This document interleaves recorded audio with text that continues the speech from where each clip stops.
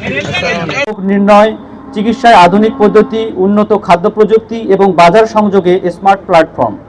দেশীয় জাতের শক্তি ও আধুনিক প্রযুক্তির সুবিধা একত্রিত করতে পারলেই প্রাণী সম্পদ খাতে হবে আসল উন্নতি। সম্মানিত প্রধান অতিথি ও বিশেষ অতিথিগণ, নীতিগত সহায়তা, গবেষণা ও বিনিয়োগ বৃদ্ধির মাধ্যমে প্রাণী সম্পদ খাতকে এগিয়ে নিতে আমাদের ডিপার্টমেন্ট সমূহ চেষ্টা করে যাচ্ছে। আমরা তার জন্য এবং সমগ্র ডিপার্টমেন্ট আমাদের সঙ্গে সহযোগিতার ভিত্তিতে এগিয়ে যাচ্ছে। এর জন্য আমরা সকলের প্রতি আন্তরিক কৃতজ্ঞতা প্রকাশ করছি। কোম্পানির প্রতিনিধিদের উদ্ভাবনী পণ্য ও সেবা প্রযুক্তি খাতকে আরও গতিশীল করেছে। খামারি ভাই ও বোনেরা, আপনারাই এই খাতের প্রাণ। আপনাদের অধ্যবসায়, উদ্যোগ ও শ্রম দেশের খাদ্য নিরাপত্তা ও অর্থনীতিতে অসামান্য অবদান রাখছে।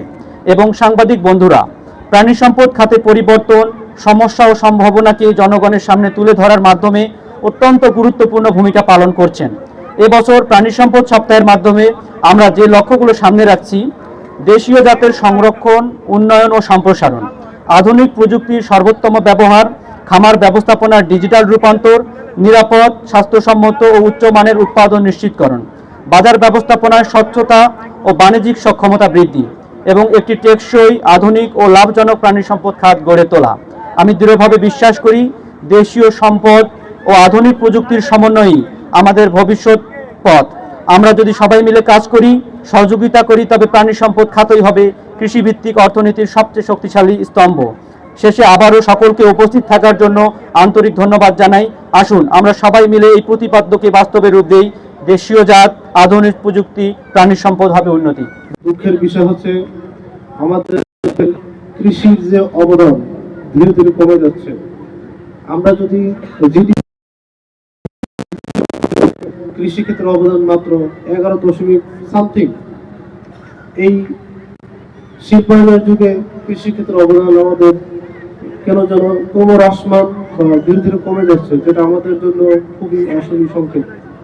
আমরা জানি আমাদের এই 18 কোটি লোকের পুষ্টি চাহিদা, আমিষের বেশিরভাগ আসে এই পশু সম্পদ, প্রাণী সম্পদ, অর্থাৎ গরু থেকে, মানে দুধ, মাংস, ডিম থেকে। কিন্তু আমাদের এই লোকবল, জনসংখ্যার তুলনায় সেটা অপ্রতুল। আমরা বিভিন্ন সময় দেখতে পাই, আমরা বিদেশ থেকে বিভিন্ন পশু বা মাংস আমদানি করতে হয়, বিশেষ করে কোরবানির ওই সময়গুলোতে।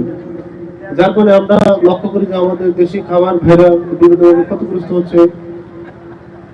যদি খাদ্যের স্বয়ংসম্পূর্ণ করতে হয়, আমাদের দেশকে যদি খাদ্য নিরাপত্তা নিশ্চিত করতে হয়, কৃষি, মৎস্য বিভাগের পাশাপাশি প্রাণী সম্পদকেও এগিয়ে আসতে হবে। একটা সময় ছিল যখন আমরা দেখতাম ইন্ডিয়া থেকে গরু না আসলে কি দিয়ে কোরবানি দিব, আমরা ভয়ে থাকতাম। আসলে এবার গরু পাওয়া যাবে তো সীমিত বাজেটের মধ্যে। এখন কিন্তু আর সেই নির্ভরশীলতা আমাদের নেই। এখন প্রতি বছরই যে পরিমাণ পশু বা প্রাণীর প্রয়োজন হয় কোরবানির জন্য, আমরা নিজস্ব বা দেশীয় উৎপাদন থেকেই সেটা মিট আপ করতে পারছি। কারণ মূল সেক্টরটা জিডিপির হিসেবে কমে আসলেও মূল সেক্টরের যদি হিসেব করি, সেখানে কিন্তু আমরা ভালোই করছি। দিনে দিনে এই সেক্টরটা এই জায়গাটাতেই ইমপ্রুভ করছে, এটা আমরা জোর দিয়ে বলতে পারি। দুগ্ধ উৎপাদন, আমাদের প্রাণীজ সম্পদ বা মাংস উৎপাদন, ডিম উৎপাদন, এসব প্যারামিটারে আমরা দিন দিন এগিয়ে যাচ্ছি। এবং এই প্যারামিটারগুলোতে ভালো করা খাদ্য, সেটা কিন্তু এই প্রাণী সম্পদ সেক্টর বা খামারি হিসেবে গড়ে তোলা। একজন পূর্বের বক্তা বলে গিয়েছিলেন যে লোনের ব্যবস্থা করা। আমি বলতে চাই যে লোনের কিন্তু ব্যবস্থা অলরেডি আছে।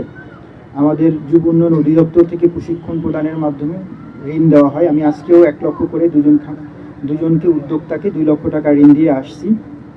এই ধরনের ঋণ আরও বিভিন্ন ডিপার্টমেন্ট থেকে পাওয়া যায়।